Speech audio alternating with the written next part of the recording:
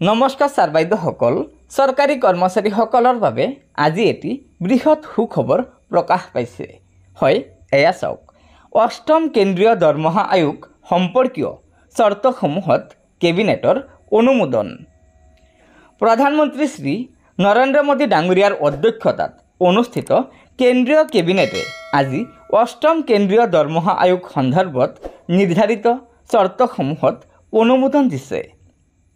অষ্টম কেন্দ্ৰীয় দৰমহা আয়োগ এটা অস্থায়ী সংস্থা হ'ব। এই আয়োগত এজন অধ্যক্ষ, এজন সদস্য আৰু এজন সদস্য সচিবেৰে গঠিত হ'ব। কমিটিখন গঠন কৰা তাৰিখৰ পৰা 18 মাহৰ ভিতৰত ইয়াৰ পৰামৰ্শ আগবঢ়াব।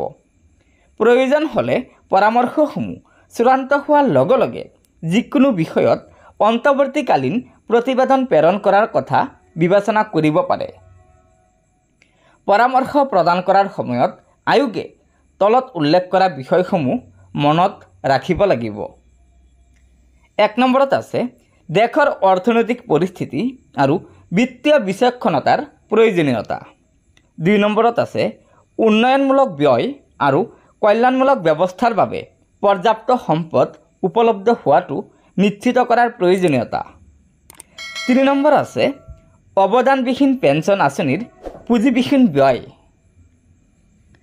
4 নম্বৰত আছে সাধাৰণতে কিছু পৰিৱৰ্তনৰ সৈতে পৰামৰ্শসমূহ গ্ৰহণ কৰা ৰাজ্য চৰকাৰসমূহৰ বিত্তীয় ক্ষেত্ৰৰ পৰামৰ্শসমূহৰ সম্ভাৱ্য প্ৰভাৱ। আৰু 5 নম্বৰত কৈছে কেন্দ্ৰীয় ৰাজহুৱা খণ্ডৰ উদ্যোগ আৰু ব্যক্তিগত খণ্ডৰ কৰ্মচাৰীসকলৰ বাবে উপলব্ধ প্ৰচলিত দৰমহাৰ গাঁথনি, লাভালাভ আৰু কৰ্মৰ পৰিস্থিতি। তলত আছে পটভূমি। কেন্দ্ৰীয় চৰকাৰৰ কৰ্মচাৰীসকলৰ দৰমহাৰ গাঁথনি, অৱসৰৰ সুবিধা আৰু অন্যান্য সেৱাৰ চৰ্তৰ বিভিন্ন বিষয়ত গুৰুত্ব দিবলৈ আৰু ইয়াৰ প্ৰয়োজনীয় পৰিৱৰ্তনৰ ক্ষেত্ৰত পৰামৰ্শ দিবলৈ সময়ে সময়ে কেন্দ্ৰীয় দৰমহা আয়োগ গঠন কৰা হয়। সাধাৰণতে প্ৰতি 10 বছৰৰ পিছত দৰমহা আয়োগৰ পৰামৰ্শসমূহ কাৰ্যকৰী কৰা হয়।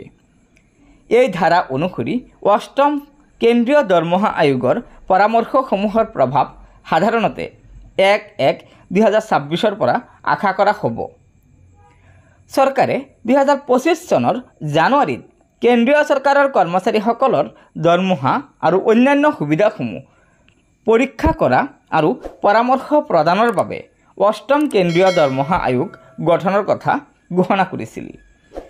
গতিকে ছাৰ বাইদেউসকল, আপোনালোকে নিশ্চয় জানিব পাৰিলে যে কেন্দ্ৰীয় চৰকাৰে যোৱাকালিৰ কেবিনেট বৈঠকত চৰকাৰী কৰ্মচাৰীসকলৰ এটা দীৰ্ঘদিনীয়া দাবী আছিল অষ্টম দৰমহা আয়োগ অতি শীঘ্ৰে গঠন কৰিব লাগে। আৰু শেহতীয়াকৈ যোৱাকালি কেন্দ্ৰীয় চৰকাৰে চৰকাৰী কৰ্মচাৰীসকলৰ দাবীৰ প্ৰতি লক্ষ্য ৰাখি অষ্টম দৰমহা আয়োগৰ কমিটিখন গঠন কৰি দিছে। আৰু 18 মাহৰ ভিতৰত কমিটিয়ে প্ৰতিবেদন দাখিল কৰিব আৰু আশা কৰা হৈছে যে 2027 চনৰ শেষৰ ফালে চৰকাৰী কৰ্মচাৰীসকলে এই অষ্টম দৰমহা আয়োগৰ সুবিধা লাভ কৰিব।